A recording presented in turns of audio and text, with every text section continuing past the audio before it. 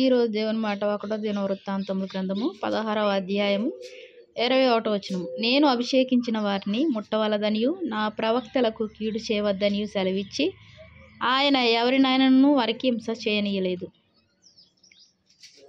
వారి నిమిత్తము రాజులను గద్దించెను. దేవుడు ఇష్టపడేవారిని, దేవుని కృపలో ఉన్నవారిని, దేవుని యొక్క అభిషేకం పొందిన వారిని దేవుడు ఏం చేస్తున్నాడు? వారిని ముట్టవలదనియు నా ప్రవక్తలకు కీడు చేయవద్దనియు సెలవిచ్చి ఆయన ఎవరినైనాను వారికి హింస చేయనేలేదంట. హింస చేయడానికి వీలు లేకుండా దేవుడు వారికి ఆజ్ఞాపిస్తాడు ప్రతిదానికి. ప్రేమని దేవుని మాట వింటున్న వాళ్ళారా, దేవుని యొక్క ప్రేమను తెలుసుకొని, దేవుని యొక్క ఆశ్చర్యకార్యాలు, అద్భుత కార్యాలు పొందుకొని, దేవునితో సహవాసం చేస్తూ, ఆయన యొక్క అడుగుజాడల్లో నడుస్తూ, ఆయన యొక్క వెలుగును నింపుకున్న ప్రతి ఒక్కరికి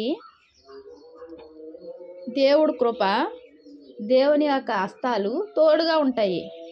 వారికి ఎటువంటి హింస కానీ, ఎటువంటి బాధ కానీ, ఎటువంటి ఇంకా రకరకాల ఏవి వారి దరిదాపులో కూడా దేవుడు రానిచ్చే దేవుడు కాదు.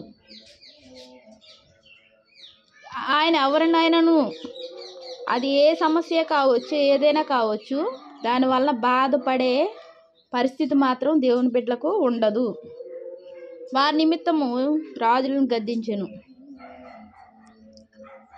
వారు పెద్దవారే కావచ్చు, చిన్నవారే కావచ్చు, వారి పరిస్థితులు చిన్నవే కావచ్చు, పెద్దవే కావచ్చు, ఎవరినైనా సరే ఆయన బిడ్డలైన వారిని ఏమాత్రము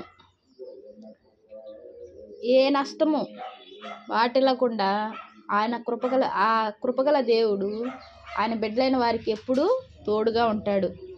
ఎందుకంటే ఎక్కడికక్కడ పరిస్థితులు మనకు తెలియదు కానీ ఆయనకు తెలుసు.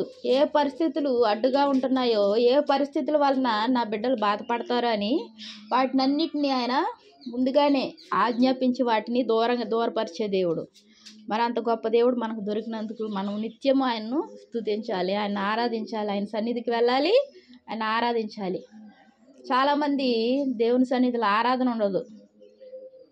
దేవుడు మనల్ని ఆరాధించే వారిగా చేసుకున్నాడు. ఆత్మతోనూ సత్యంతోనూ ఆరాధించాలి. ప్రార్థన కాదు, ఆదివారం ఏం చేయాలి? దేవుని ఆరాధించాలి. ఆరాధించడం వలన అక్కడ పరలోకంలో కూడా దూతలు ఏమంటారు? ఆమేన్ అంటారు. ఎందుకు? నీకు ఇచ్చిన రక్షణ దేనికోసం వచ్చాడు ఆయన? నీకు రక్షణ ఇవ్వడానికి వచ్చాడు. నీకు నాకు ఈ యొక్క పాపపు లోకంలో పాపం నుండి, శాపం నుండి తొలగించి ఆత్మతో సత్యంతో ఆరాధించాలని ఆయన ఆశపడ్డాడు. కాబట్టి ఆరాధన ఉండాలి. చాలా చోట్ల ఆరాధన ఉండదు, ప్రార్థనే ఉంటుంది. ఆదివారం కూడా ప్రార్థనే చేస్తారు. అది వారి యొక్క అనుభవం. ఏదేమైనప్పటికీ మనం ఆరాధించే దేవుడు సత్యవంతుడు, నీతిమంతుడు, ఆశ్చర్యకార్యాలు చేసే దేవుడు, అద్భుత కార్యాలు చేసే దేవుడు. మనం కూడా ఆయన్ను నిత్యము ఆయన సేవిస్తూ ఆయన యొక్క త్రోవలో నడిచే వారంగా ఉండాలి. దేవునికి వందనాలు. ప్రార్థన చేసుకుందాం. మహాప్రేమ గల తండ్రి, కృపగల నాయన, నీకు ఎన్నో వందనాలు, స్తోత్రాలయ్యా తండ్రి. నాయన నువ్వు ప్రేమించే వారిని ప్రభా ఎంతో ఒక తండ్రి నాయన కాపుదలుగా నీ యొక్క అగ్ని ప్రాకారం ఉంచి ప్రభా ఎవరిని నీ బిడ్డలైన వారికి హింస చేయనివ్వకుండా ప్రభా ప్రతి పరిస్థితిని తండ్రి మాకు కొన్నే తెలుసు ప్రభా, తెలియనివి ఎన్నో ఉంటాయి ప్రభా. ప్రతి దాన్ని దూరపరుస్తూ నీ కాపుదల్లో నీ రెక్కల చాటున భద్రపరుస్తూ మమ్మల్ని నడిపిస్తున్నందుకు వందనాలు చెల్లించుకుంటూ నా ప్రభుని ప్రియరక్షకుడు అయిన యేసుక్రీస్తు వారి నామంలో అదే నేముగా బ్రతిమలాడి వేడుకుంటున్నాను తండ్రి. ఆమేన్. ప్రైజ్.